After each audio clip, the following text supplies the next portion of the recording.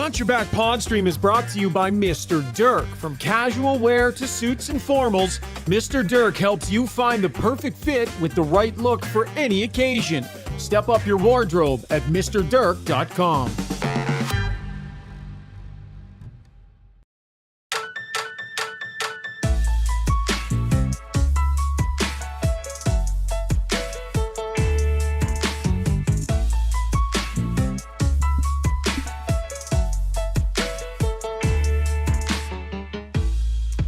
What is happening? Well, Thursday afternoon got your back. I don't know if we've ever had a 3 o'clock start time on a Thursday afternoon, 3 o'clock Mountain Time, but I'm on the road working this event and not a ton of spare time, so we got to bang these out when we can. But really great timing for a show, because what a game last night. We can talk about Canada and Sweden. Lots of Oiler content in that game as well last night. So looking forward to it. Jason Strudwick joining us. Steve Taylor at the controls in Kelowna. And I am coming at you from Montreal in the Four Nations Face-Off. Welcome to Got Your Back, folks. Presented by our proud title sponsor, Play Alberta, the official gaming partner of all the major Alberta teams. Whoever you cheer for, Play Alberta's cheering you on. Bet on your favorites. Get in on odds boosts and make game time more interesting. Deposit today. Get a $50 free bet with the code GYB02.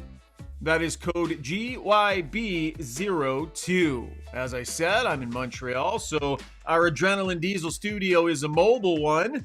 Edmonton's premier heavy-duty diesel truck repair shop, specializing in powertrain, tuning, performance, and parts sales as well. Visit adrenalinediesel.ca. All right, Struddy, I got to put you on the spot right from the get-go tonight, bud. Here we go. How wrong were you about the tournament? How wrong were you? Because you were one of those guys that wasn't convinced. Oh, I'm wrong. I was wrong. I won't deny it. I was wrong. And I think I was wrong about how much I'd actually enjoy it. And, you know, I mentioned the other day when I saw the lines, it made it real. You know, I'm not a big fantasy hockey guy, and I play fantasy football, I guess. So I'm a nerd either way. But, and then last night, the pregame, the build up, and I got excited. Like I did. I was fired up to watch this. And in fact, I watched it again today. So I don't remember the last time I watched a hockey game twice. So I was wrong. I was wrong. And I stand by my comment. It's not as cool as the Olympics, but if we don't have the Olympics, this is not bad. Yeah, I know, man. And my gut was that they'd go pretty hard, but I thought it would kind of be somewhere between like a regular season game and, you know, a non-clinching playoff game. You know what I mean? Like not an elimination game, maybe somewhere in there. But I got to tell you, buddy, like right from the moment I've got here and started covering this thing, that practice you talk about where there were line combinations and such, and it became very real that day. Ever since like the moment I sat there and watched the players start coming out onto the ice, I was like, oh boy, like this is going to be a thing. And then the puck drops last night, and we're going to get into all of that. And it did not disappoint. It was awesome. So going to set up the podcast real quick for everybody that's tuning in. So if you're listening in podcast form, maybe the next day or something, we're actually taping this before the USA-Finland game that's tonight. So we're not going to dive into that much. We're going to focus in big time on Team Canada and on the Oiler content that we saw last night. Second segment, Chris Johnston, my good buddy from The Athletic and my colleague at TSN, we had a real nice chat about the Oilers and trade deadline and what he thinks it could look like for the Oilers coming up. So that's coming up in our takeaways segment. Kenzie Lalonde, another TSN colleague, she's getting ready to call a big PWHL game in Edmonton on Friday night. Talk to her about the event that we're covering together out here and about the event set to go on Friday night. So we'll have that as well. And then also CJ and I dug in a little bit on this situation with Shea Theodore and the blue line and what this means for Canada. So tons of Four Nations coverage, tons of Edmonton Oiler coverage and Oiler talk. We'll have Ask Us Anything and Brownie Points in Struddy's world. So we got a lot of great stuff on deck here today. Struddy, let's get into breaking things down. Brought to you by the Alberta Ram dealers. 2025 Ram 1500 is Motor Trend's Truck of the Year. Visit your Alberta Ram dealer to get into this award-winning truck at a competitive price. Capable, stylish, powerful, yes, you know it. It is Ram, Nick Biskupek says, Snow Day got your back. You got it, buddy. And man, did we ever get absolutely crushed by snow overnight out here, Struds. It was really something, and all day today as well. So we've been grinding our way through it. We had to go out to Brassard for Team Canada's practice. We'll get to today's practice and what we saw after, but I want to break down the game a little bit first with you, Struddy. Like, did you feel the same thing I felt on that first shift? Puck goes into the left corner. Nathan MacKinnon goes in on a forecheck, and I actually said out loud in the press box, do it. I actually said that, do it. It was like our first chance to see, we got a tournament or do we got an exhibition game? And he drilled the guy in the corner, drew a penalty. It was on from that moment. Tons of physicality. I love that decision right there from Nathan MacKinnon to set the tone. He really, it feels like he's really kind of trying to take this, take control of this thing right from the get-go. He was everywhere last night. He was really busy. And I actually have an interesting point I'll bring up later in Strud's world about his play. Ooh. But he really looked like a bull in a china shop. And he was very aggressive. He was being physical. And when we saw other guys being physical, like Cirelli, Hagel, these types of guys, they were getting there being physical as well. So Colton Parayko, like there was a lot of guys that were contributing. And I thought on the other side, we saw some physicality from them as well. Even guys that you might not think are big hitters, but Kempe had a couple of pretty decent hits during the game. Yeah. So the guys, I think that I'm just guessing that in that environment, the build up, you see the people coming out before the game, fans are fired up. You're like, I got to get a hit in here. I got to calm myself down. So they went in there and they all got hits, and it kind of, for the first 10, 15 minutes, is quite physical night. Yeah, I was really impressed with MacKinnon setting the tone that way, then other guys following suit. Cirelli was a pain in the butt out there. Konechny too. Man, did he played fast, he played hard, he was physical. Yeah. I loved his contributions to that game. So with the tone set and what players eventually called the fastest game they'd ever played in, if you can believe that, and that's some pretty high-end guys calling it that, Struds. It was a heck of a good game in terms of pacing and such. So John Cooper throws these lines together, a little bit unsure what to expect. The power play he throws together, and everybody thinks it's going to be magic, but it had been stumbling a little in practice. Had looked a little bit shaky the day before, though that's not the end of the world. And then that happens. Like, that happens on that power play. It takes no time at all. And I'm sure Oiler fan noticed that was Matthias Ekholm going down to slide to try and take that pass away. But Sidney Crosby, buddy, we got to start here with Sid. What incredible hockey sense on display from a guy that we know was banged up coming in. Yeah, I mean, Sid was incredible last night. Arguably the best player on the ice. Right. And that's why he's your captain. That's why he's there. He was so good. And he looked calm. Everyone else looked like they were running their head around with their head cut off. He looked really calm. So I this is going to sound bad. I don't want to make a big deal of this, but a little bit lucky on that pass. Let's just call it what it was. There is no way he meant to go through the 5-hole Matthias Ekholm. Like, don't even try to sell me on that one. Did he mean to put it there? Yes. Did he know Ekholm's leg would be there? There's no chance. So yes, it's a good play. It also could have been a two-bat stack by Matthias Ekholm. So it's a great moment, and it happened. But I can't get behind this. One of the greatest plays we've ever seen in Canada hockey. I mean, I'm sorry, I can't be that guy. I thought he had other, like, the play to get the game winner. That's beautiful. To me, that was intentional. That was brilliant hockey mind right there. Pass on the power play, yes, nice. But I would say lucky before legendary. All right. I think that's fair. But bottom line, he had an idea. He got it through the guy, and it worked. It was crafty. I don't think you're giving him quite enough credit. I would say lucky. I would say, it's lucky. It's lucky. He made it happen. It goes through a whole. How's it lucky? Yeah, that's what he knew where he was going with it, and it got there. He knew where he was going with it, and it got there. Right. I've known where my passes are going too. They don't get through. They don't have the luck. Sometimes they do. Sometimes they don't. It was a great play that was very lucky. That's like shooting from center at the intermission and getting it through the slot and you win a trip to Disneyland.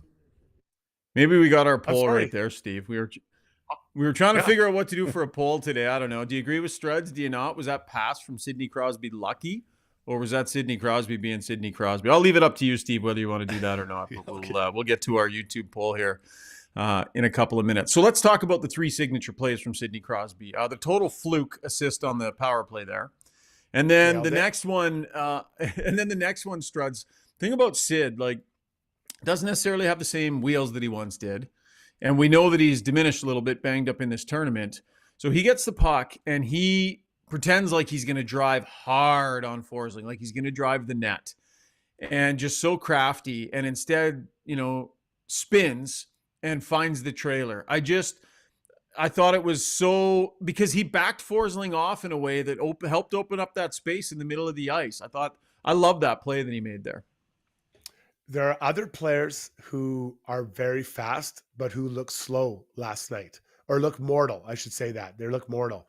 Mm-hmm. Sid, he's not as fast as he was, but he's so smart. And he protects the puck as well as anyone in the NHL.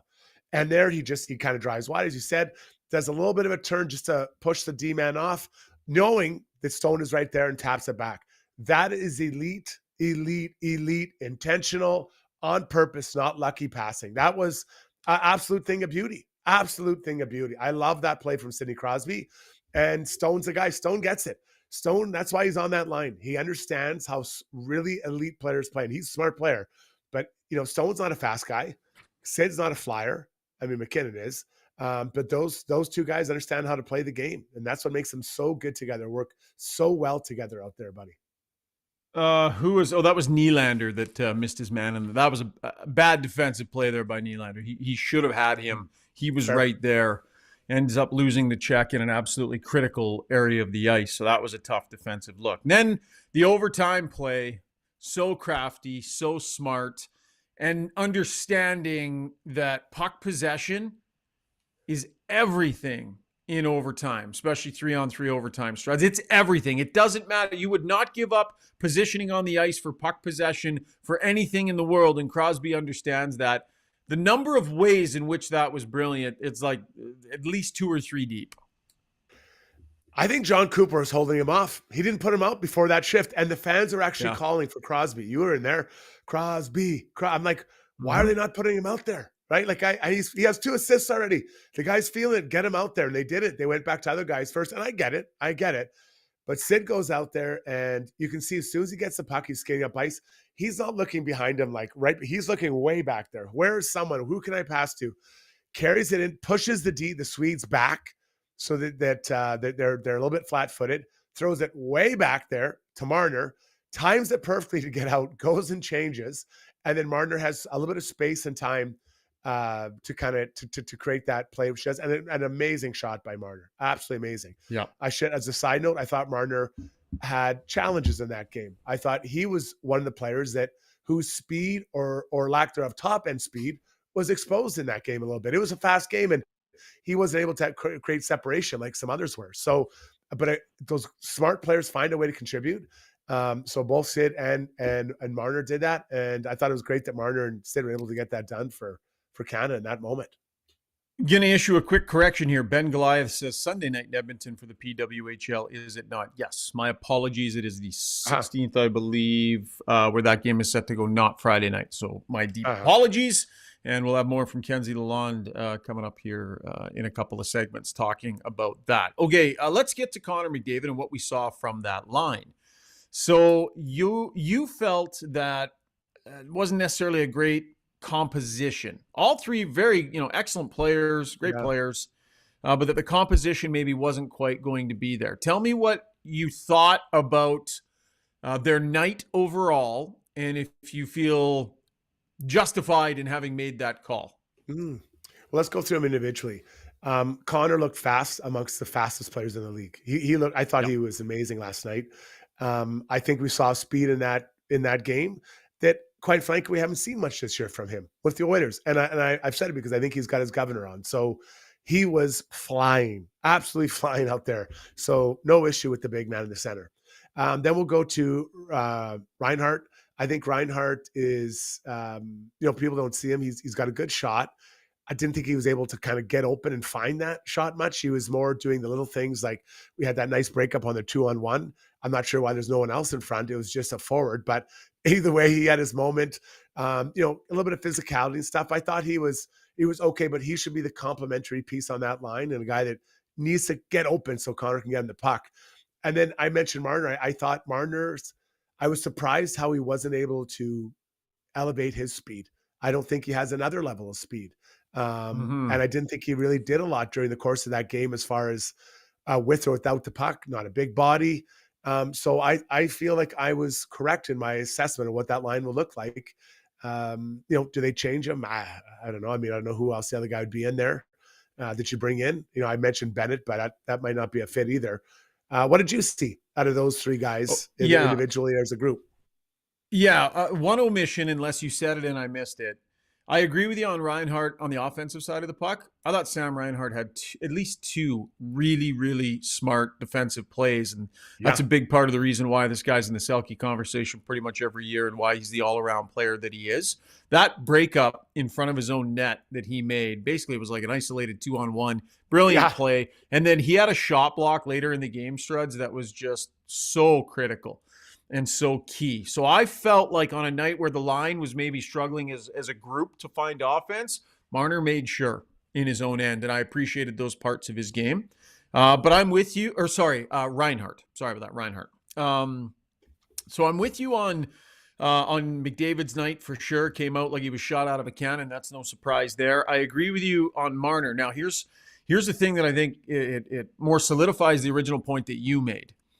There were at least 3 times, and 2 of them in the first period, where a puck was soft dumped into a corner, and it was like a 50-50, maybe a 60-40 to be fair puck. Yeah. And Marner was not even close to retrieving, like not even in the hemisphere of retrieving. One time just basically got shoved away like he wasn't even there. And I'm thinking to myself, yeah, that's Hyman, right? That's if you want to play on this line, when those pucks, one of the things that makes, McDavid so good and that line so good is that they keep plays alive and they turn over pucks and their retrievals are good on 50-50 pucks, right? And that's just not going to be Marner, which you called early on, and he struggled with that. Then through the mid part of the game, Struds, it's like they started to almost want to dump and chase. So they dumped the puck in 3 times and chased and never got it once. It just was not working. So there was a lull through the middle, and I think stylistically that's where we started to see it. But I think John Cooper did a really good job staying with them. Given what he saw through the middle of that game, it would have been understandable for him to have made a tweak. It really would have been. At the same time, it's early. It's the first time they've ever played together. So instead, Strud, what he did is he leaned into that line late, was going to them out of commercial breaks, was double shifting them, throwing them out late in the game. Connor McDavid, that was like, he said that was the most fun that he's had. So he loved being out in those defensive faceoffs, those defensive situations, tie game, being leaned on. Cooper leaned into that line when it mattered most, and I thought they were very good late in that game, coming up with a couple of big shifts and being good defensively. So I don't think he's going to get away from it. I think Marner with the OT winner was great, and their reliability late in that game, I think, changes the narrative. Yeah, and that's fair. And the problem is I got to tell you who they're going to put in that spot. And I don't have a solid answer. Like that's part of my problem. I keep bringing up Bennett, but he wasn't in the lineup last night. So, that feels like you go from out to top line. I think that might be a bit of a stretch. So, and if he wants to leave him, I get it too. Some of those other lines didn't look too bad together. So let them continue to kind of figure it out. And that's the challenge of that short tournament. There's no feeling out. Because if he goes in the Americans and it's not right against that team, now you're really in trouble because now you have 2 points out of 6 and you're heading into Finland. That's a real problem. So, it's a pretty big bet to place after only getting the 2 points last night against the Swedes. Yeah, for sure. Nick Biskupek chiming in saying that's playoff Marner. Plays small. Obelisk 21 says, I thought Marner was by far Canada's worst winger. Made 1 play in OT, otherwise was not very good.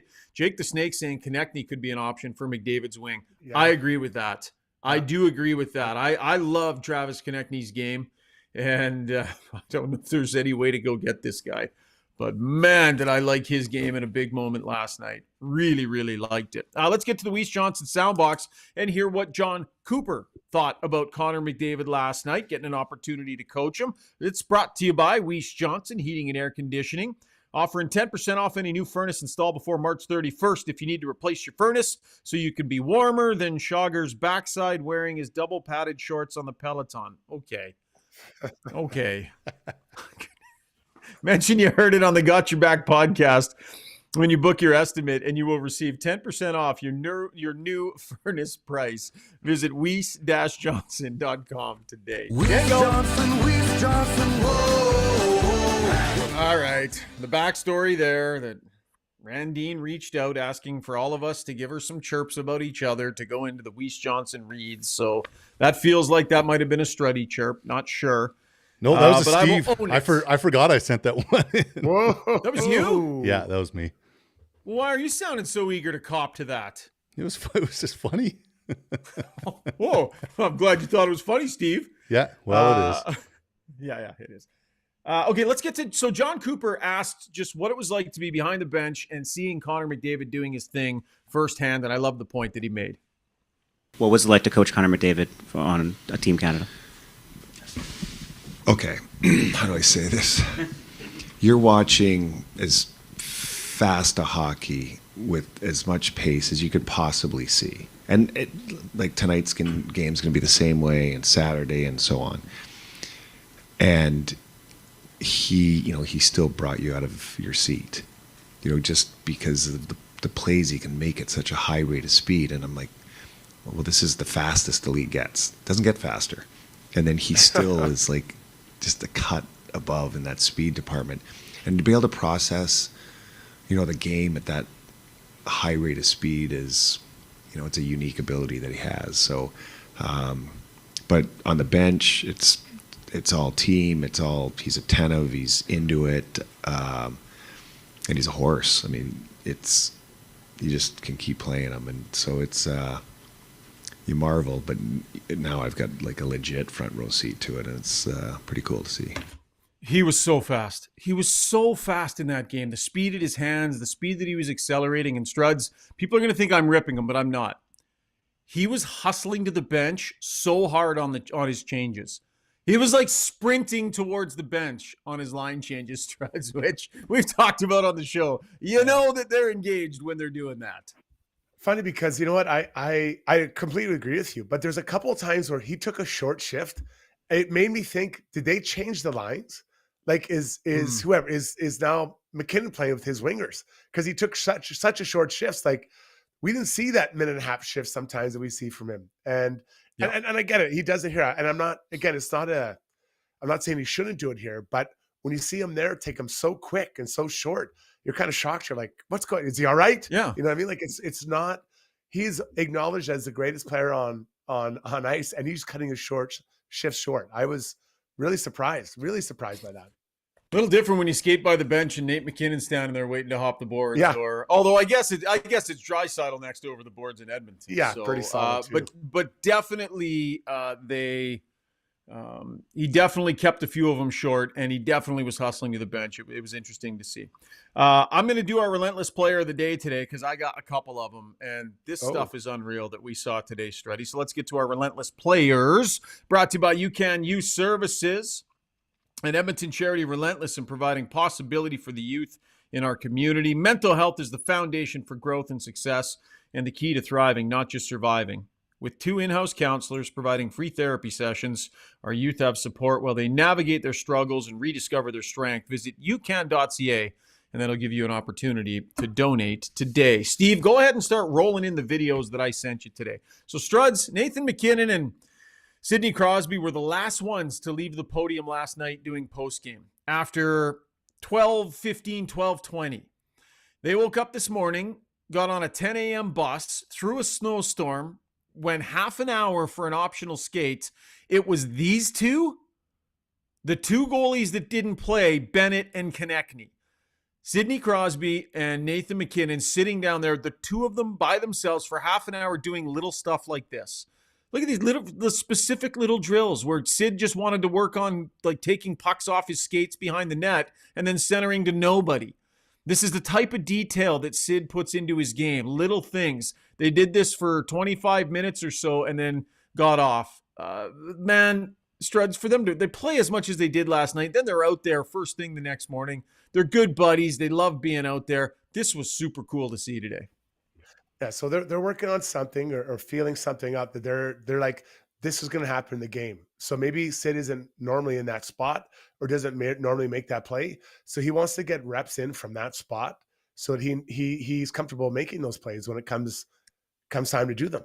And that may be a power play, it looks like, maybe from behind the net because it's going to feed around to take the pressure off. Maybe they feel the Americans are going to pressure really hard on the power play on the penalty kill. But yeah, like these guys are friends. You can tell from the Tim Hortons commercials and their Oscar-worthy acting abilities. And I think it's cool. I mean, it's good for young kids to see that, man. You don't get better just sitting in the dressing room or watching at home. You have to be on the ice. Look at these guys. Like they don't want to leave. It's like they don't want to leave. A couple of kids on the outdoor rink. They had to pick up all their pucks by themselves and they go wandering off, like not in a rush, taking their time. Really cool to see. And I'll tell you, Struds, from the first practice, as soon as practice was whistled down and finished, those two went down to one end of the ice and started working on stuff together. They've been doing it every single practice. I just find it fascinating. So Crosby shows up and he's injured. We don't even know how much he's going to be playing. 3 straight practice days. He takes the optional, plays a pile of minutes, takes face-offs, is their best player, phenomenal, and wakes up the next morning and gets on a bus in a snowstorm to go do 25 minutes on the ice with McKinnon. When they've got practice tomorrow and a morning skate the following day, it could be 3 more straight days on the ice if he wants. Like that's pretty unreal, man. That work ethic, that drive, and he's like just a hockey nerd, and I mean that in a beautiful way. Oh, absolutely. And he would acknowledge that he is. I mean, at that level, there has to be some kind of like fanatical desire to improve, 0.00001% every day, right? Like it's just overwhelming. And those top guys, including 97, 29, they all have it. All right, that was our Relentless player brought to you by You Can Use Services. Steve, hop on in here, buddy. Let's get to our DeBoer's Golf Shop and Fitting Center YouTube poll. Are you fired up yet for the upcoming golf season? 2025 equipment from TaylorMade Ping Callaway arriving at DeBoer's. So get ahead of the fitting rush and schedule your appointment today. 5311 99th Street is the address in Edmonton. Yeah, man, if you need clubs, give them a shout. Get in there. Book some time in the sim.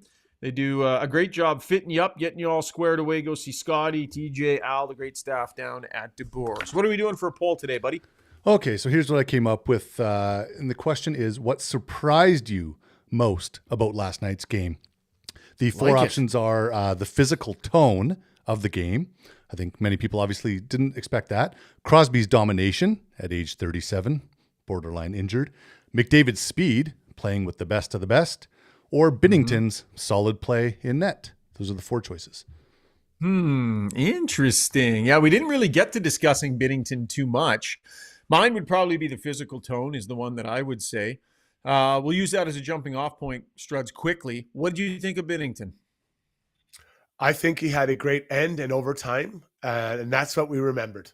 He had. I thought that there's especially the first goal was a bit of a toughie. The Kempney, I thought that was a tough one, although the D-man backed in pretty deep. So I think that he had some really, really good moments, and I believe he should be in the pipe Saturday night. What did you think? All right.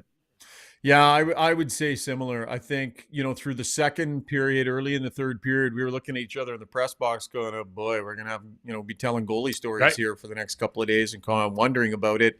I think he did enough in overtime to redeem himself and make that narrative fade a little. I still think it'll be there, but I think it'll fade a little. Like a lot of players had a bit of a mistake here or there, Struds, in their first game. Everybody, reserves the right to be a little off in a game like that. But the problem with a goalie is when you do it, it ends up in the back of your net, right? But on the whole, when it mattered most, he was at his best last night, and that's why he got the net in game number 1. So I think he probably did enough to fend off that argument, but we will see. Steve, we'll check back in with you for Ask Us Anything. Thanks for that awesome poll, and we'll check back in a little bit, pal. Sounds good.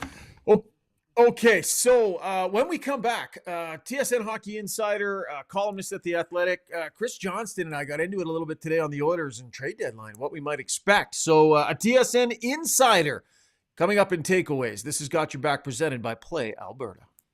So at Timberhouse, our guiding philosophy is naturally inspired living. We believe that through design, we can solve problems and enhance people's lives. We follow biophilic design principles in all of our builds to incorporate natural materials, natural light, to enhance all the spaces in a home. When you have your space perfectly reflect who you are and what you value, and it's made well, we think that that just leads to better living.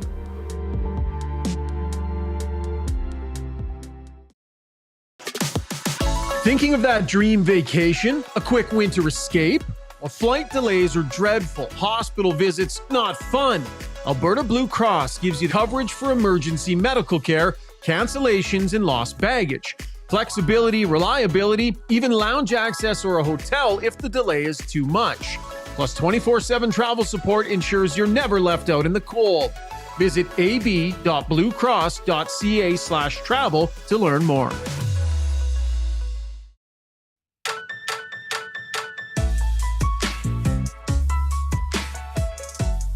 All right, welcome back to the show. Time now for Takeaways, brought to you by Martin Motorsports. You got plans for the family day long weekend? Check out Martin Motorsports this Saturday, the 15th, at Alberta Beach Snowmo Days for widescape demos and experience the thrill of riding the ultimate stand-up snowmobile. Don't miss out on trying a widescape. Visit them this weekend or anytime at their 2 Edmonton locations. Check out their Facebook page for full event details. Alberta Beach Snowmo Days for some widescape demos. All right, trade deadline just around the corner now, and you all know him, you love him. Chris Johnston from The Athletic and TSN caught up to him today for a couple of conversations, and we dove into a bunch of trade talk and speculation. So here is the insider, CJ. Okay, can't let a TSN insider go without talking about the Edmonton Oilers and trade deadline. Give me your sense from the outside on what you think, as of this moment, a likely outcome is for the Oilers at trade deadline. Well, I'm in an optimistic mood today, so I'm going to... Well, you barely got any sleep last night. Look at you, sunshine. Well, it's fun to be here, quite frankly. This has got some wind in my sails, but I'm going to presume that things go well with John Klingberg. It was pretty narrow runway we've had so far to view what he can be for Edmonton's blue line. And so I think that maybe puts him in a position where you're talking about more of a depth addition on the blue line. The big question for me, oddly enough, is what they do up front. And, there's been talk about Ryan Donato, Jordan Greenway, players that can play that dual role. I wonder if any part of them, as they're getting a chance to sort of sit back here, the one nice thing about this break, if you're not involved in the tournament, you can really take a clear look at your team. Oh, yeah. During the season, it's tough to do that, right? You're playing every second night. You're flying all over the continent. There's not a lot of time to really catch your breath, even in management, and look at what your roster is. But, do they try for something a little glitzier that might help the top six? I mean, that to me, I'll call it a long shot. Like, I'm not saying that's a likely outcome, but I wonder if there's any temptation to do that, because let's face it, this year the cup to me looks more open than it has at other times. Mm-hmm. Why wouldn't you, and I say this as a national guy, not someone based in Edmonton, why wouldn't you look at the Oilers and think they have as absolutely good a chance as anyone? You have the proof of concept from last season. Draisaitl's having an awesome year. I don't know if anyone's worried about McDavid. He's only 4th overall in league scoring. Yeah. Maybe somebody might raise an issue there, but I just have no reason to doubt them. And if you're sort of in the management role, I think you want to give those players every opportunity to go on another long run and win one more game they did last year. Let me ask you about Ryan Donato. You talk about the Oilers potentially, aiming a little higher and filling a need in their top six. Guy's got 19 goals this year. And if you look at the players that the Oilers are currently subbing into their top six, along those 2 world-class players, he immediately would be a top 6 player on that team. So he gives you the option of a depth center if you want. And we know the depth they already have down the middle. Could Donato be a tweener? Like, he's not your traditional top 6 guy, but has produced goal-wise like one. Maybe he can fit either need for you. He could. And you know what? There's still some discussion, I know, on the Chicago end about not trading him. They love him. they do love him, and he's a pending UFA, which is why he's on all the trade boards and why he's in this kind of discussion. And obviously the Blackhawks are going nowhere fast in terms of the short term with their team. But there's definitely been some internal talk about, like, wait a minute, are we sure we want to be trading this guy out the door? And so, that's something else to follow here. They've definitely are having conversations on him. They're considering it, but there's still a world maybe they pivot and keep him because he's been as valuable as you say. And so, perhaps this is the sort of thing that leaks out to try to drive up the price when you're only 3 weeks and change out from the deadline. But, it's my understanding they've at least considered, keeping him around because he's still in his 20s.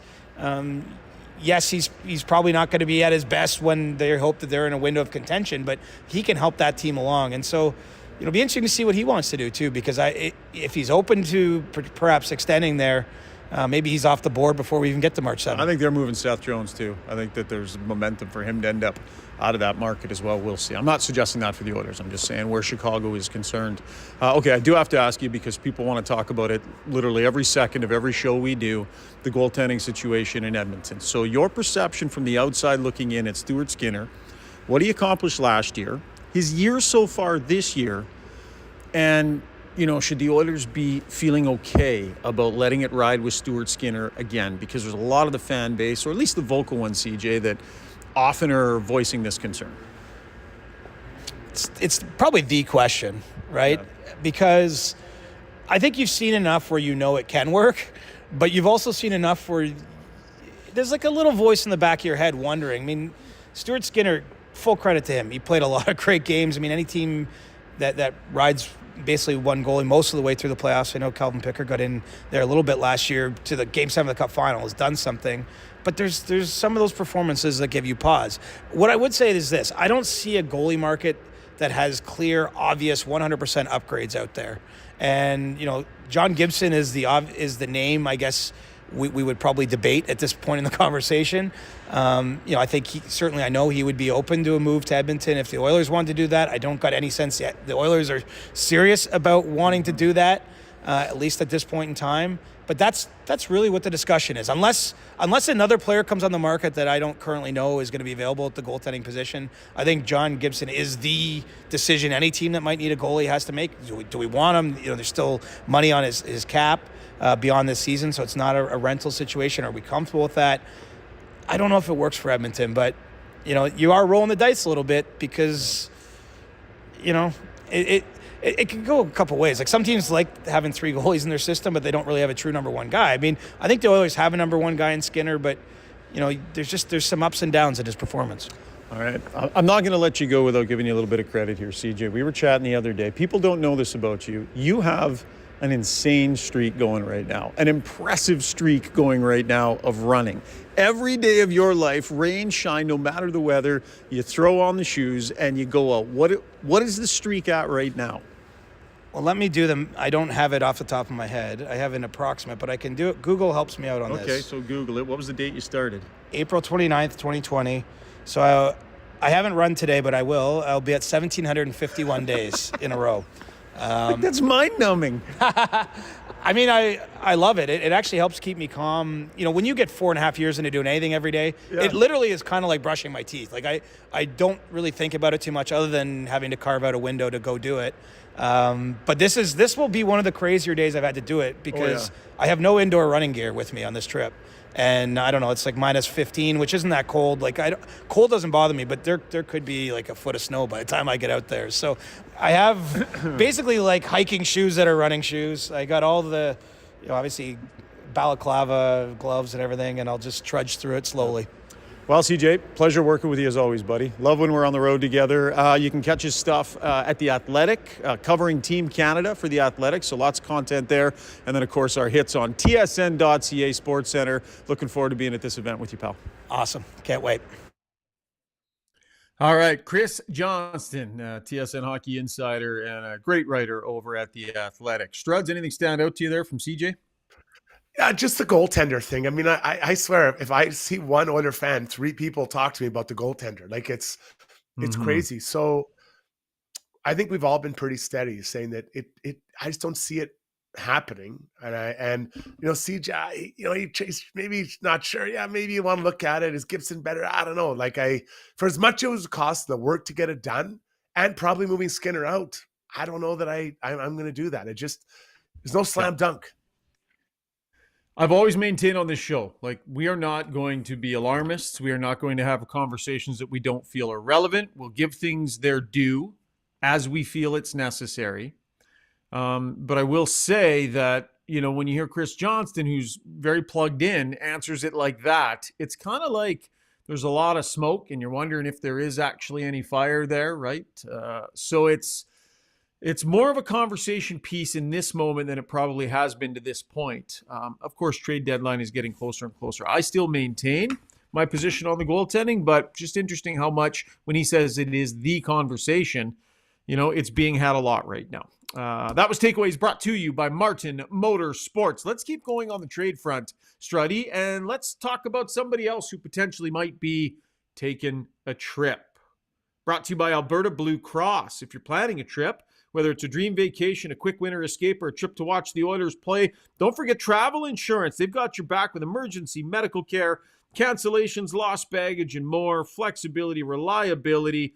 Visit ab.bluecross.ca/travel to learn more. That is ab.bluecross.ca/travel. So Struds, who potentially could be taking a trip? Who are we focusing on today? Well, we're looking at a forward, Joel Armia of the Montreal Canadiens. Now, a big body, gets around the ice pretty well. He works hard. He's to me, he's a penalty killer. He's a good penalty killer because he's long. He takes up space. He's part of a good penalty killing unit. He's one of the top forward penalty killing units, or one of the top forwards on one of the top 10 penalty killing units in the league. So he'd be a valuable addition there. He plays quite a bit in kind of shutdown roles. He is underwater quite a bit, as far as taking on goals for and goals against 5-on-5. He's taken quite a bit on. And that may be because of some of the matchup issues he's had. On the flip side, a guy like Suzuki is above water. So I think that's something to consider. But he's a big body, $3.4 million. You split it in half or whatever, you retain some, you can probably get it done. And I think it'd be a sneaky good addition for a team. Like I said, looking for a bigger body, that a guy likes to kill penalties and is a right winger. Yeah, you got to like the right shot. 10 goals he's got. I'm just checking his career high real quick. He had 1 year where he had 16 goals in 58 games. That was a pretty solid season. 17 and 66 a couple of years ago as well. So can certainly chip in at a lower third, fourth line rate, which is good. And the Montreal Canadiens, man, there was a little flash this year that maybe they might be able to put it together, but then the wheels kind of came tumbling off again, Struddy. So probably going to see some sales happening. And I think that's wise. I think your core is still going to be, you're not trading away Suzuki, but you trade away kind of these extra pieces, put them together and see what you get next year and try it again, right? I think they're getting closer to being more and more relevant. All right, that was Taking a Trip, brought to you by Alberta Blue Cross. Okay, quick break. When we come back, we got brownie points. We got Struddy's World. Struds has got something to say about Nate McKinnon, was it, Struds? Oh, yeah. Hang on. I'm on fire. I went after Sid. Now I'm going after this guy. Yeah, great day to be doing that. Yeah. So Struddy's World coming up. Ask us anything as well. Lots still ahead here on the show. Stay with us. At Gallery Dental, we believe in blending exceptional care with artistry to create the perfect smile for you. From routine cleanings to advanced cosmetic procedures, our team is dedicated to providing top-notch care in a relaxed and comfortable environment. With state-of-the-art technology and a passion for perfection, we ensure that every visit is a positive experience. Join the Gallery Dental family and let us help you achieve a smile that you'll love to show off. Contact us today at secolandentistry.com.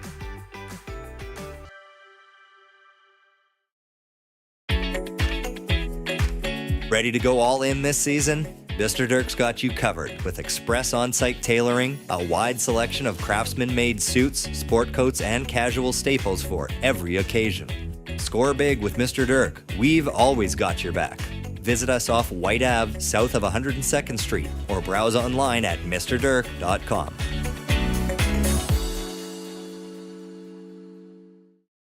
All right, buddy. For the record, we are taping My bad. Sorry about that. Whoa! Here we What go. was that? I was on the wrong side of the board. You know how it goes. Here we go with Brownie Oh, points I know music. how it goes. Hit it. I know how it goes.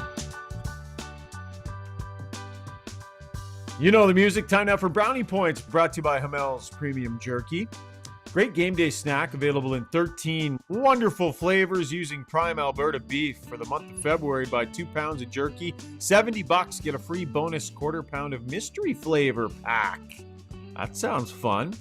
And as always, free shipping Alberta-wide. Hop on to albertajerky.com to get yours. Enter the code GOTYOURBACK, and that will get you an additional 10% off. That is code GOT-YOURBACK. All right, let's all chip in on this. Brownie is sunning his face and head somewhere right now as we speak. So we've got brownie points. Struds, you start. I'm going to give 66 brownie points to whoever created the opener to bring out all those stars or past stars for representing the country. Legends and But stars, yep. Mario Lemieux. Seeing Mario Lemieux going out in Montreal, I almost had tears in my eyes. I love Mario. I only played against, I think, twice maybe, and he just seems to be above everything. He's like a god. He is like a god, a hockey god to me and to many other players and fans.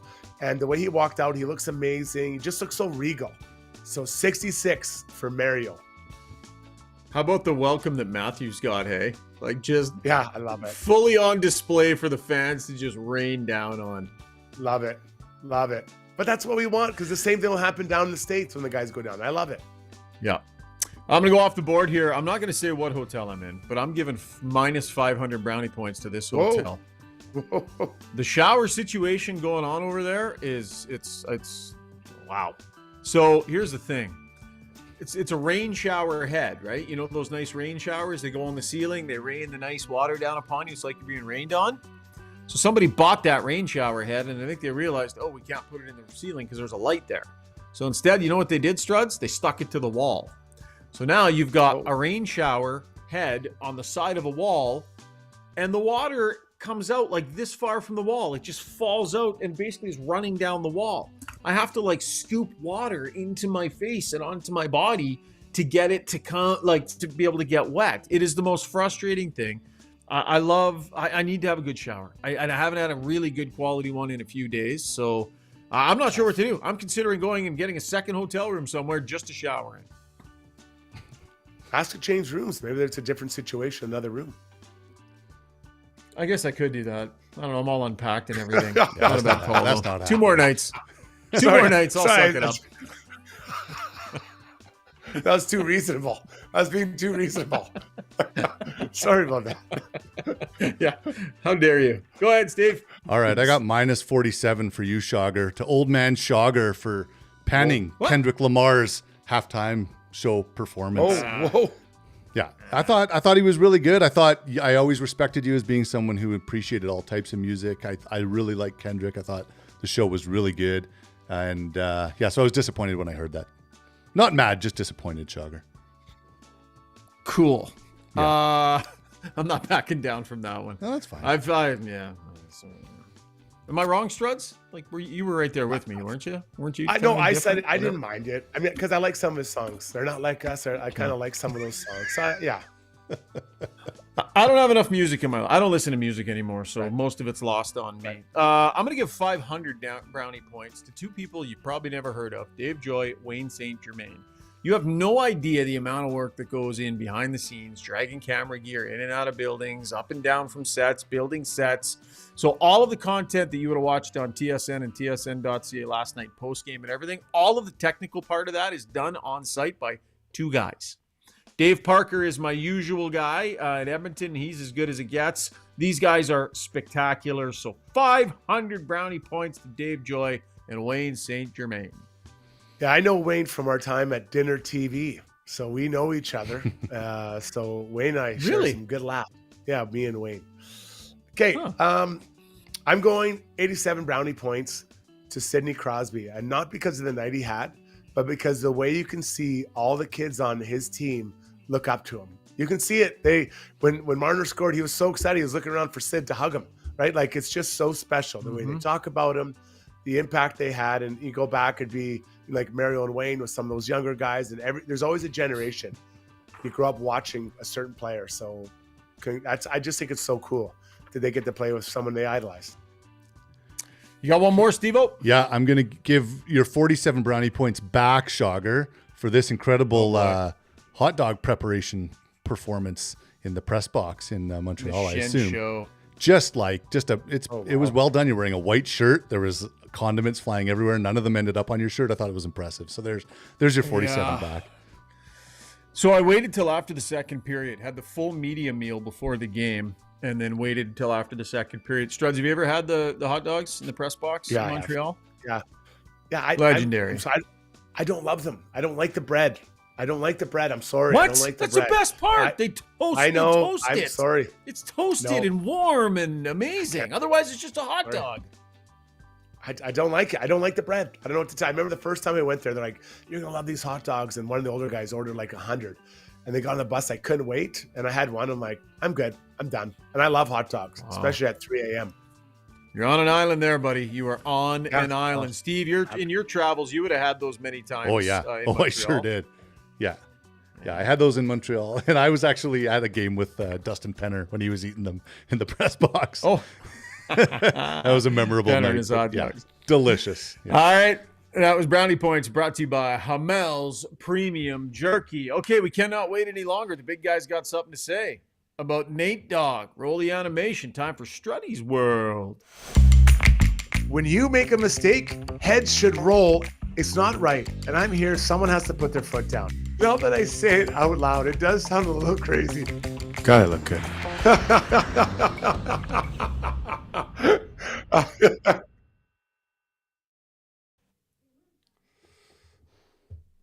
All right, Struddy's World is brought to you by Timberhouse Developments, where if you can dream it, they can make it happen. Customized building experience, they got you covered. Every house is unique. Every customer is like family. See what you can dream up together. Contact timberhouse.ca. Struddy? Well, early in the show, I said that the pass Sid made on his backhand was somewhat lucky, and I stand by that comment. Now I'm going to go after his line mate, McKinnon. I thought he had an excellent game. I thought he was bold, decisive when he got the puck. He was sprinting up the ice, attacking the middle of the ice, attacking the net. It was all great. But you get to 3-on-3 in overtime, and there was a sequence where it was a 3-on-1. 29, 97, and Cale Makar going up the ice. And I had images in my mind of Mario, Gretzky, and Larry Murphy back in 87 going up the ice. Okay, who's he going to pass to? Okay. Oh, he's not going to. Okay, he's going to just fake and then pass it. No, hold on. He's going to. What? He shot it? Didn't let the other two guys wet their beaks at all. 3-on-1.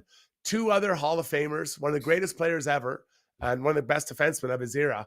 And they don't even get to touch the puck. Not even get their little stick on it. In that moment, I get it. You want to attack. You want to be decisive. You need to let the other guys touch the puck for no other reason, but at least get the goaltender and the D thinking that maybe there'll be a pass and a pass back. Connor passes to Leon all the time on those 2-on-1s. He knows he doesn't want to shoot. He wants to pass it off. So I think that to me will be a learning moment for McKinnon, who had a really good game last night. But in that moment, you have to understand who you're with and what the options are out there. Yeah, you want to see how people are feeling about McKinnon. Check out the mentions on a few of my tweets today from practice where it was Crosby and McKinnon. There was a lot of mentions about McKinnon needing to working on passing the puck. I understand it. I get it. But I'm not going to speak out of both sides of my mouth. I try to be conscientious about doing that. Many, many times on our show, we've had discussions about McDavid and my thought that, could probably shoot a little bit more here and there. And that in some of those situations would love to see a shooting first mentality.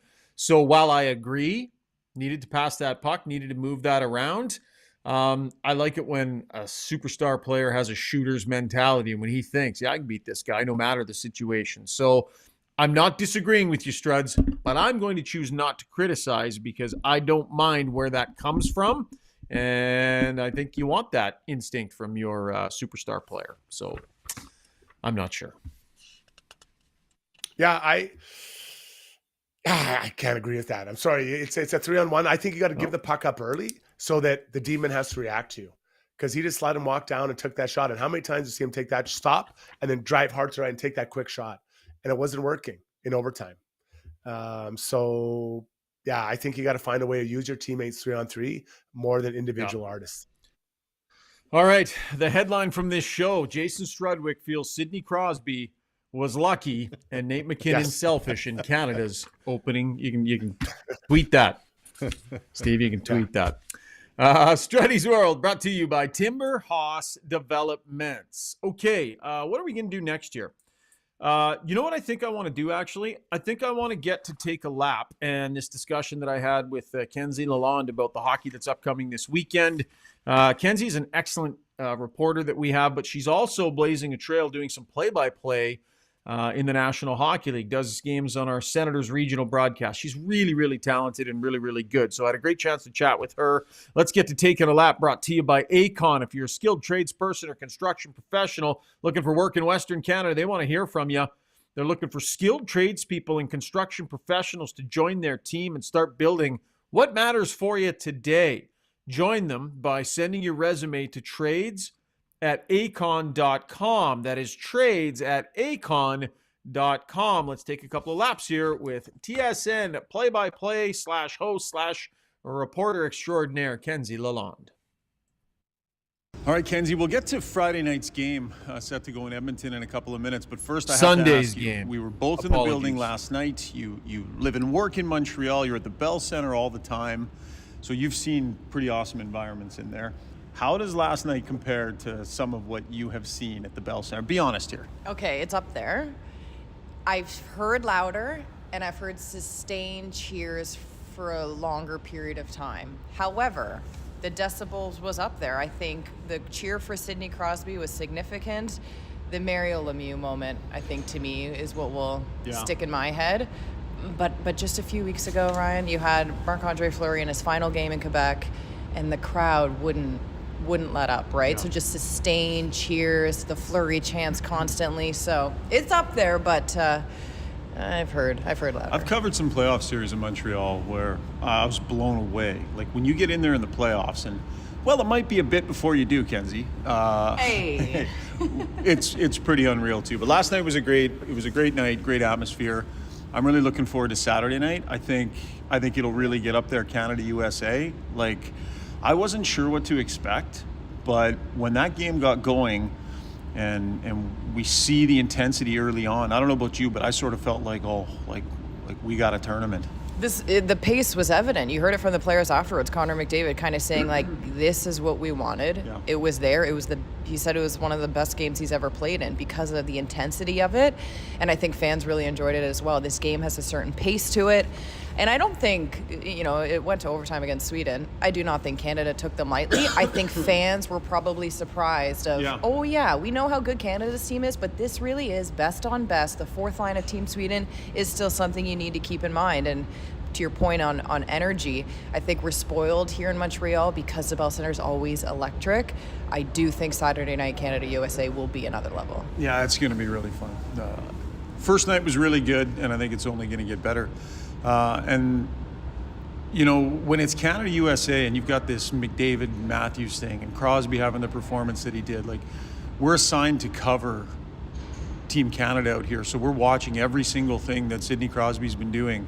I have to say, like, I was not surprised, but kind of my jaw dropped a little bit at the night that he had. To have 3 signature moments like that in one game from a guy that we weren't even sure was going to play, it was pretty awesome. And that's what he does, right? He puts on our country's colors, and he just reaches another level to his game. What I will say, Ryan, is in the women's game, we're spoiled. That is what Marie-Philippe Poulin does every single time. And I think you look at the women's game, and we get to see best on best Canada-USA rivalries every single year, so we see her do that constantly.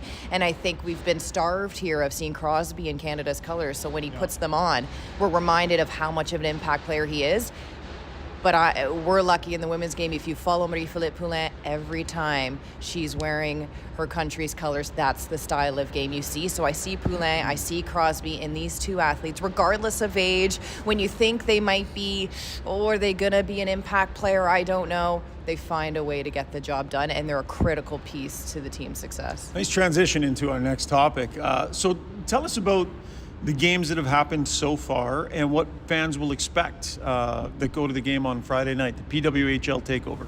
Sunday night. It's night. exciting. The league this year has 9 takeover tour stops. One will be Edmonton this weekend, which is so exciting. It'll be the Ottawa Charge taking on the Toronto Scepters. And for second overall pick, Danielle Serdachny, who's from Edmonton. This will be a homecoming game for her. But not just her. There's a defender on the Ottawa Charge, Stephanie Markowski. It'll be a homecoming for her. And Emirates Mashmeyer, longtime national team goaltender with Team Canada from Bruderheim, Alberta, a homecoming for her as well. And we've seen incredible turnouts on these takeover tour games. Vancouver sold out. There's going to be another Bell Center game in March, which will be exciting. They've been to Denver, they've been to Seattle, Buffalo's in a few weeks as well. So it's an opportunity for the league to showcase their product in new markets, because there is discussions of expansion and who will gravitate towards this product. And also just an opportunity for fans who may not be in these 16 markets to lay their eyes on this incredible game. And I think it'll be a tough matchup. Right now, the Ottawa Charge in a bit of a slump. They've only have 1 win in their last 7 games. And the Scepters are starting to find their game. They have the return of Natalie Spooner, the reigning MVP. She's back in the lineup. It'll make for a really exciting game. Yeah, sounds like it. You've been doing a ton of play-by-play, not only with the women's game, but you've also gotten some time in the booth for NHL games this season. And it's been awesome. You've been doing an amazing job, by the way. Aww. Yeah. It has been. It's been great. So just sort of take us through this year for you and how it felt when you got the call to do NHL games. And I know you absolutely love doing the women's games too. So this has been a pretty breakthrough year for you. Yeah, it's been really fun. I think I was in Edmonton about a month and a half ago, I guess, doing Oilers-Sens game, which broke the Sens win streak they had going there for a bit. But it is what it is. And it's been a lot of fun. I think I grew up in the Ottawa region, so to now do play-by-play for the Ottawa Senators really is a dream come true, right? In this business, it's rare these jobs come up ever, and let alone it being the team you grew up cheering for as a kid. So I applied right away for it. I can't believe that I have about 12 games total this season covering the Senators, a few left. It's been a lot of fun, and I think balancing the Montreal market, the Ottawa Sens play-by-play, our PWHL coverage as well. I'm a busy lady, Ryan. My fridge is embarrassing. But not a lot going on in that refrigerator these days. It's a lot of fun. I get to be in a lot of rinks across Canada and have a front row seat to some spectacular hockey. Well, you're crushing it.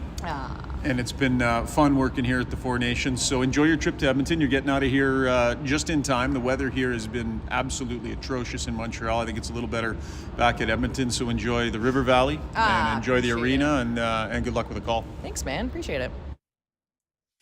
All right. That is Kenzie Lalonde. Does such a great job for us on a number of different fronts at the network. Also want to mention Julia Teixeira and Tessa Bonhomme. Have a podcast all about the women's game, the PWHL. It's called Jocks in Jills. It's a pretty cool podcast. They do a great job. Kenzie is a regular on that show as well. So if you're fired up to check out the game on Sunday, and again, I apologize. I had it in my stupid head that it was on Friday, and I was busy and got locked in today. So game set to go on Sunday. And if you want a little tee up for it and such, I highly recommend Jocks and Jills. Some great content on the women's game, as is Kenzie Lalonde.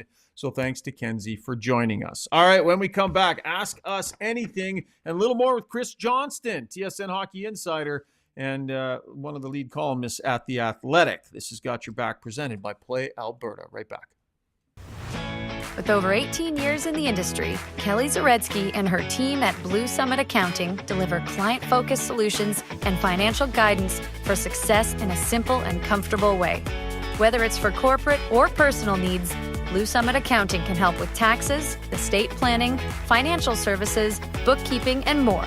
Get in touch today. Email bluesummitacct@gmail.com or call 780-416-9662.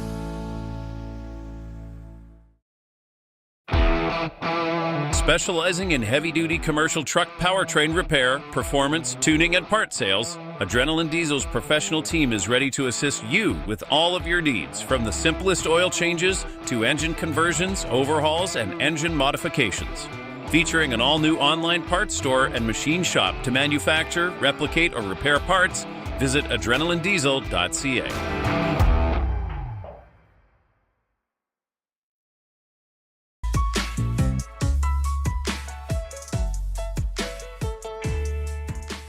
All right, time now for our Core Blue Liners, brought to you by HSE Core Services. If you're a small to medium-sized business, HSE Core has your back when it comes to health and safety compliance. From creating and managing a tailored health and safety program that meets all legislation and core requirements, HSE Core supports client operations every step of the way. Visit www.hsecore.com. That is hsecore.com for more information. Talking about Canada's blue line, tough injury we saw for Shea Theodore, who is done for the tournament. Caught up with Chris Johnston today to chat a little bit about that situation facing Team Canada and more. All right, buddy, for the record, we are taping this at 10:44 Eastern time. So by the time the pod goes to air, some of this might have changed, but we'll go with the best info that we have at the time. Kind of a worst case scenario, man. Guy gets hurt first game, done for the tournament here with Shea Theodore, and all of a sudden everybody's scrambling to see what the replacement rules are. What's the latest here, CJ, on what Canada's options are going to be and what we could see? Well, because it is a new tournament, so I don't say this flippantly, it's being made up a little bit on the fly. Right. And there was a lot of discussion about roster sizes ahead of time. The U.S. and Canada actually pushed hard to have 25 players being named to this roster instead of 23, which, had it happened, you'd have 8 defensemen here already and 14 forwards. That was pushed back on by the league, and I think specifically the Players Association, who didn't want too many players who had to come here on their break otherwise and just not to play. So where do we find ourselves today? The league has told Hockey Canada that they can now put another player basically on notice that they would be the next call. Obviously, we're talking about a defenseman here with Shea Theodore done for the tournament. But they can't play anyone in a game unless they have another defensive injury. So Travis Sanheim is going to be one of Canada's 6 defensemen as long as he's healthy enough to be so. And they can't bring anyone in and have them say, be a shadow member of the team, get in some extra skates with the scratches, be part of the meetings, all those types of things. There's no one else can be added for what the league's calling team activities even. And so it's a tough spot because I think basically the whole league's probably on vacation right now. Yeah. Probably somewhere warm, usually probably beaches and golf courses and whatever anyone would do in February with their time off from work. And, someone at some point today is going to get a call and say, hey, maybe you have a few less Coors Lights when you're out there because you might be called on to play for Canada on short notice. So let me ask you this, CJ. Why make this so constricting? Like, why was this not accounted for ahead of time where you go, look, let there be a couple extra guys on the roster just in case, right? There are many players out there, I'm sure, that would be happy to be along for the ride here, even if they're not playing games. And maybe you don't necessarily take the high-end guys for those extra spots. Maybe you take more depth guys, understanding they might not see it. Almost like the Black Aces, that type of thing. Why do they make this so constricting? I think the Players Association are trying to protect, in their view, the players in general, right? And I think the pushback would be they'd say, okay, you don't make it mandatory. No one has to come. But there's this implied idea that if you say no to say filling that role, that it might hurt you down the road, maybe when Olympic teams are selected or something of that nature. But I tend to side with you because to me it does two things. It puts the players that are here in potentially a more difficult situation. Canada's defensemen had to play more in the opening game than they otherwise would have because Shea Theodore was injured. And they're going to be leaned on even harder now as the tournament goes along, potentially. And so, to me, it's probably really easy to sit here the morning after the first game. Cherry pick it. Like it's what we do, buddy. I've got the benefit of hindsight, clearly, when I'm saying this. But I don't think there would have been anything wrong with bringing, especially maybe a younger player. Like, you can't tell me Connor Bedard or Macklin Celebrini, I know those are forwards, wouldn't have loved to come here knowing that he was going to be the 14th forward and that he's only really getting in case an oh shit moment or two happens along the way. But I still think there's value in being at these tournaments. I mean, you and I have both covered the Men's World Hockey Championship numerous times over the years. I can remember them bringing a young player who was never really added to the roster but was around. I mean, I'm so old, I remember Sam Gagner filling that role back in 2008 at the Worlds. And so, I think that it's a miss by the league. Now we're in a potentially difficult spot. I mean, Canada and U.S. play Saturday night. You can't tell me that isn't going to be a more physical game than the first one. What is that physicality going to look like? If you're Mike Sullivan, you're telling your team to get the puck in and be hard on the defensemen. They're going to want to establish that. They have the Kachucks. They have players that can throw the weight around. There's obviously all kinds of ways guys get injured, but that could be, we could be looking at as of Saturday, if Canada loses another defenseman for the tournament, that they're flying someone in before a Monday afternoon game in Boston I mean, it's just not ideal. So you talk about it being along the lines of protecting players, but I'll submit this. How about protecting the remaining defensemen? So if you're a defenseman on Team Canada right now, you're down to 6. Let's say you get nicked up, and you get nicked up in a way where ideally for the rest of your season, you give it a few extra days. Maybe you don't play, maybe you wouldn't. What are you going to tell your team you can't go because of something that in a playoff game you 1,000% would play? So now these remaining defensemen are going to have to be playing through things that maybe in an event like this they might normally not. That to me is where you talk about protecting players, but what about the guys they've got? It's a fair point. I haven't really thought that through. It's funny, Canada's been calling this 3 Game 7s, right? Yeah. The way the tournament is. Now it literally is sort of like a Game 7 traditionally in the way you mentioned, because guys are going to give it whatever they have. And you're right. Look, it's not good. You know, at one point the league had sent a memo, and when I say one point, it was only about 2 weeks ago, to the GMs who said you can only bring in anyone extra once you get below 18 healthy skaters, which did create a circumstance you might have only 5 D and 13 forwards, and I guess you'd move a D back or forward back. I don't know what they do there. They've at least relented on that and allowed where if Canada were to go below 6 healthy defensemen, they could add another player. But, you know, has anyone skated in the last 5 days? I mean, most of the league hasn't played since Saturday. Again, this is vacation time. If you weren't part of this tournament, you're not even required back to work until February 18th. We're sitting here on February 13th. I mean, guys might still be in that period where they're letting go a little bit before tightening it up. So, look, I just hope there's not another injury for all the players' sake, but also for the potential outcome here. The other thing All right, that is Chris Johnston, TSN Hockey Insider and writer for The Athletic. By the way, he has just tweeted, we recorded that interview a couple of hours ago, says, sources say Team Canada is having Thomas Harley travel to Boston as its standby D in case of emergency. And he wrote an article on that available over at The Athletic. Seems a little strange, Struds. Like, I get they want to protect the players and not have them bring like 25, 26 players just in case for an event like this. But at the same time, they position themselves with these rules to leave themselves pretty short-handed. Really tight. And I think it really highlights the challenge without Pietrangelo, because now Theodore and Pietrangelo are both gone. They're clearly 2 of the top 6 defensemen in Canada. Clearly. Yeah. Maybe even top 4. So, you know, they've got a challenge. And then, you know, good on Harley to go up there. But I'm not going to lie. If I was on a beach in Cabo with my family, I get a call. Hey, can you come here and we can't practice with us. Can I say, well, you can't really stay in the hotel either. You got to just be around in case there's an injury. Like, I get it's a great opportunity, Sugar, but you haven't done much in a couple of days, and you're like, oh man, do I really want to go there? Like, it's tough. Ultimately, you probably would go, and someone's responded. Let's hope they don't need him, is what I hope. Especially a young guy like Harley, where if he has a real great start to the season next year, I mean, he's a good enough player to be in the Olympic mix, would have been in the mix for this team for sure. So he's one of those guys that's going to find it hard to say no to Team Canada. That was Core Blue Liners, brought to you by HSE Core Services. Okay, we don't have a scoreboard to do because we're doing this midday, but instead we're going to get a little prediction. So if you're listening in podcast form, this game will be over, and you can tweet at us if we were completely wrong, criticize us if we were completely wrong. But we got the United States and Finland tonight here at the Four Nations Face-Off. So Struds and I are going to give our predictions right now, our predicted scores. And by the time this gets to you, the game will be over. So Canadian Club, their classic 18-year-old high proof comes in at 58%. Their highest proof Canadian Club classic to date. Full-bodied whiskey with aromas of caramel, toffee, spicy vanilla, and rich oak with a butterscotch finish. So the Finns pretty decimated with injury, Struds.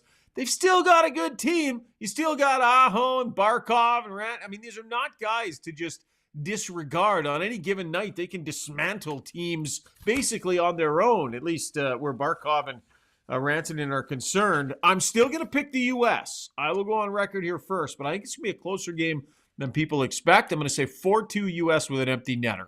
What do you think? Yeah, I really like where he came. I mean, the Finns are very smart, and they play a really good team game. That's what they do. You know, you think of the Russians, theirs is more individualistic, and this is more team game style. And after watching last night, like, Sweden took them a few, you know, let's call it 10, 20 minutes to get going. But once they got going, they're right in this game. So I think that the difference is if the U.S. can, you know, get that 3rd goal early or 4th goal and really put them to bed, they're going to be jacked up. There's a lot of arrogance in that that room, and that's a good thing. And they'll want to put a American show on inside the Bell Center over Finland. So yeah, I think there's a good chance that it's a close one, but I'm going to stretch out a bit more. I think the U.S. 5-1. I think that today is all right. They're going to bring it. They want to make sure it's all right. clear that they are going to play for the gold medal. So by the time most people are listening to this, we will either be right or wrong, most likely wrong. Steve, you want to go out on a limb for no reason as well and pick a score, buddy? Yeah, I want to say 3-2 Finland, and I'm doing that simply because I want the U.S. to lose. That has nothing to do with it. Oh, look at you. The voice of the fan. Hey, Struds? I love it. Well, if Finland wins, it just throws this thing in a hole. Exactly. Yeah, like that'd be the best thing for the tournament, right? That's what you need. Because now that game Saturday is massive. Because everyone has points. A lot of people are kind of writing the Finns off. They're kind of writing the Finns off. A lot of people, right? They certainly are. Yeah. Okay, Steve, let's wrap up the poll there, buddy. Where did we land on the DeBoer's Golf Shop and Fitting Center YouTube poll? Okay, let's have a look here. So, again, the question was, what surprised you most about last night's game? And the most popular answer was Crosby's domination at 46%. Oh. Yeah, so people surprised that he still physicality. But he still was bringing it. Well, physical tone was number 2, so at 42%, just below. Yeah. McDavid's speed, with the NHL's best, was at 11%, and Binnington's solid play, which may have been a bit poorly worded by me, sits at 2%. So that's it. I saw you taking some criticism from people there. Well. That's Zuby in your ear. Zuby's like, don't blame the goalie on the show today, Steve. Do not blame the goalie on the show today. So told you had to come out and not blame Binnington. We'll get Zuby's thoughts in our next show. All right, good stuff. All right, let's get to Ask Us Anything. You know what? For an afternoon show, real solid numbers on the stream. We really appreciate everybody joining us live. That's awesome. So our Ask Us Anything segment brought to you by Mortgages by Maria. If your mortgage renewal date is just around the corner or coming up in 2025, don't sign early and just take the bank's first offer. Explore some options, and timing your renewal with potential rate drops could save you thousands and put more money back in your pocket. Don't pay more in interest to the banks than you have to. Contact Maria Gallus today at mortgagesbymaria.ca for expert guidance and better mortgage solutions. All right, Steve, let's do a few minutes of Ask Us Anything before we wrap it up. Alrighty. Okay, so sorry, I'm just resizing this graphic here, but Matt Blom, a lot of people on the stream. Blom's here. He's excited to be here. Blom, by the way, our resident Canucks fan, he's very excited to be cheering for the same team as everyone on the chat today. And there's a lot of talk about Well, we're McDavid. going to ignore that. We're going to ignore that, Steve, and instead I'm going to ask you guys what you thought of Elias Pettersson. I wonder if Matt Blom wants to sit through that. What do we think? I will get into that. Matt Blom does have another comment in Is that coming up? That's coming up. So for now, there's a question about, or a lot of people talking about McDavid and how he actually elevated his game from the regular season to the Four Nations game 1, in most people's opinion. What do you guys think about that? Well, I completely agree with it. I think he has the governor on. I think the team does. I really do. I believe that. And they know what it requires to win regular season games, and they know what they need in the tank to win playoff, not just games, but series. So I don't remember seeing him skating that fast. I mean, the edge might prove me different, but he was flying, absolutely flying last night. Yeah. No, he definitely elevated. How can you not? And I mean, yeah, you don't expect that out of Connor McDavid, 82 regular season games a year. So I think we saw it, and I think it looked great. Okay, so yeah, again, we'll just get to this now. People on the stream, we're asking Matt specifically what the reaction was in Vancouver to Pettersson's game last night. And he answered, Pettersson was ripped last night, basically saying it's pathetic. He's invisible, even on his national team. Struds, what'd you think of him last night, buddy? Yeah, I was going out of my way to watch him. And, you're looking for hints, things that happening. And I just feel like he loses puck battles. Like he's not very heavy. He's not very, you got to get the puck to win it. So the one shot he had, he missed the net quite a bit, or one opportunity. To me, he looks like he's still trying to find his game. And it's not there. What did you see, Shogger? Yeah.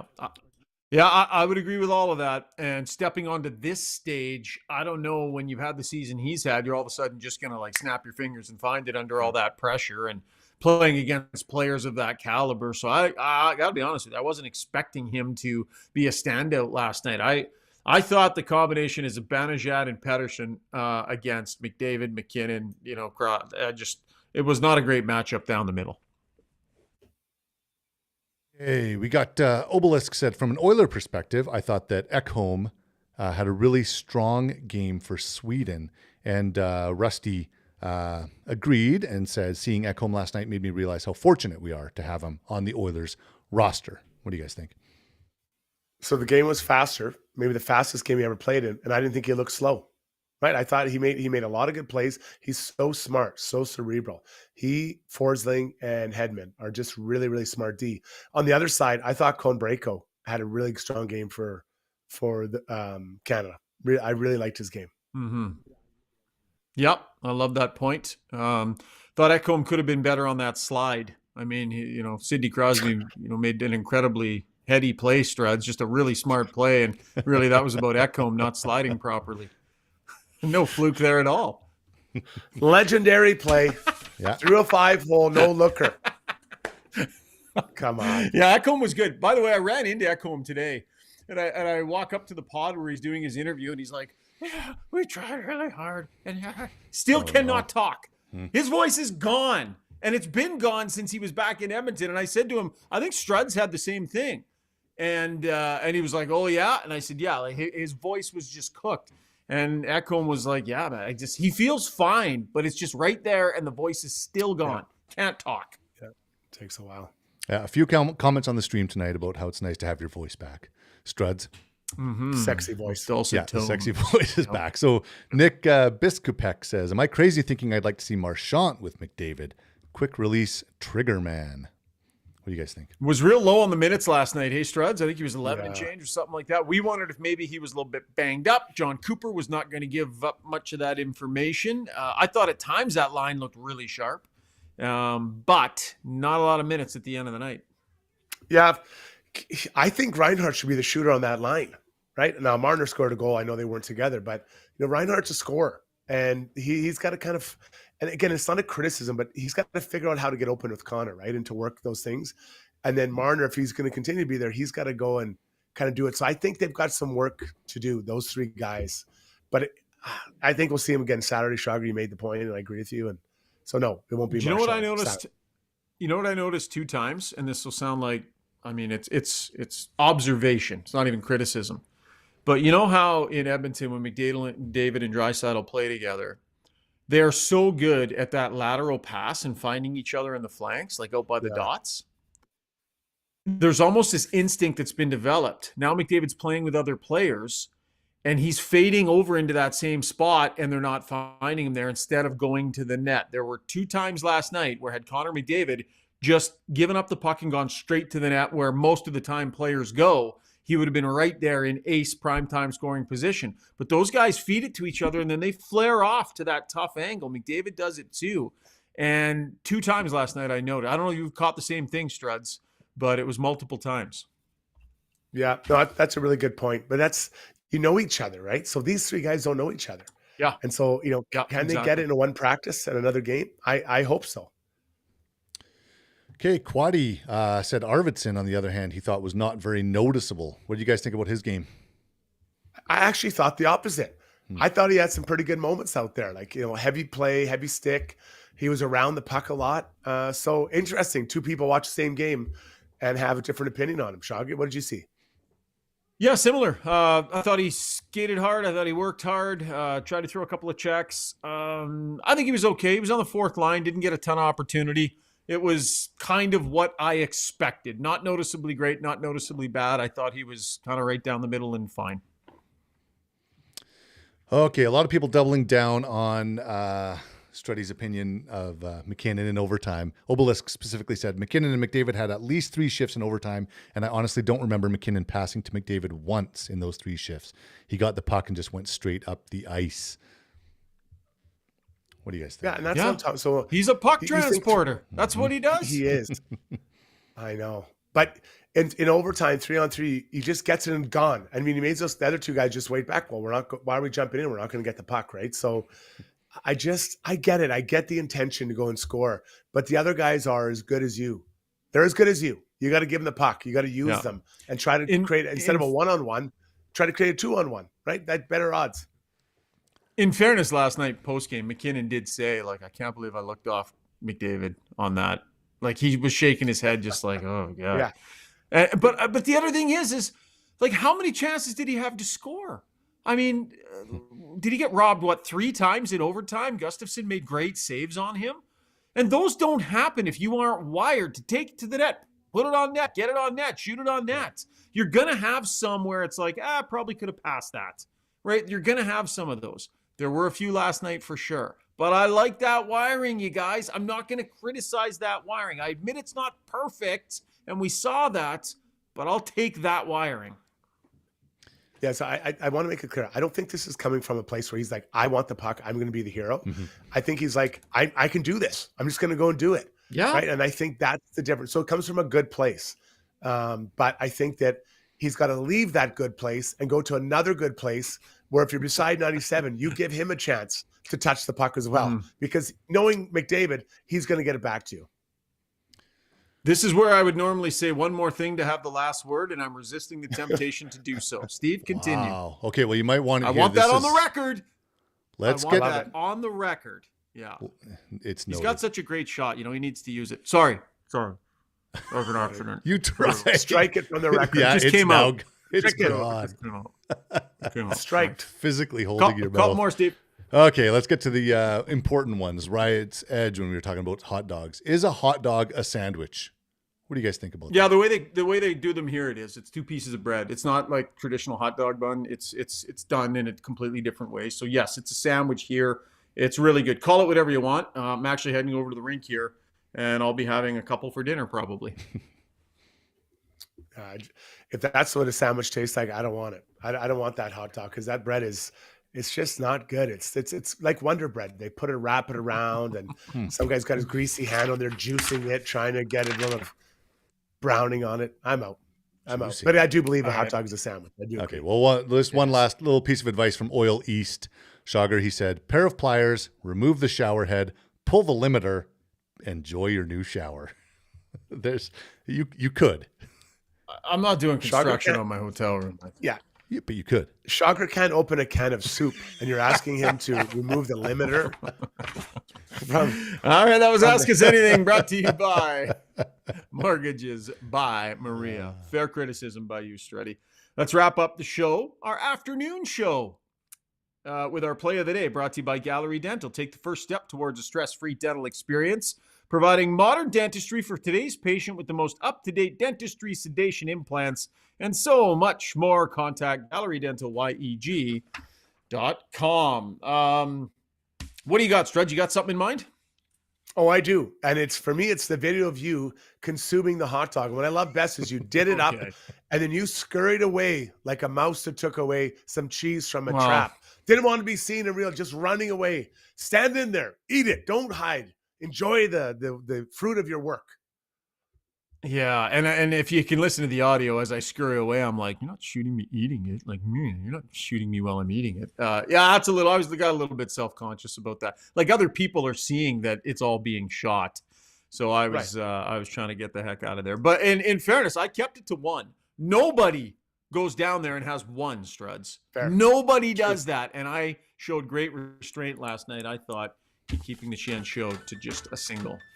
Oh, I'm heading over for USA Finland tonight, buddy. Sorry for people that are listening tomorrow if you already know the result. I'm excited, man. If it has anything like the speed and intensity of last night's game, it's going to be a great hockey game. Enjoy it, buddy. Enjoy it. I'll be watching. All right, nice job. Steve, thanks for everything today, pal. Great work. Yeah, boys. Thanks, you. Steve. Okay, now, we're going to ask for your patience in our Got Your Back scheduling. It's very much a work in progress. I am here working for TSN, so everything is worked around their schedule. And I don't think we're going to be able to do a post-game pod on Saturday night. I get back to my hotel room at like 1:30 in the morning. And then I have to travel to Boston on Sunday. So we're still trying to figure out the logistics. But keep an eye on our socials, and we'll let you know when you can catch our content. You can catch all my content on TSN, tsn.ca. Sports Center, working with a lot of great colleagues out here, and we're pushing out a ton of great content, so make sure you check it all out on the main network and on the website as well, TSN's YouTube page as well.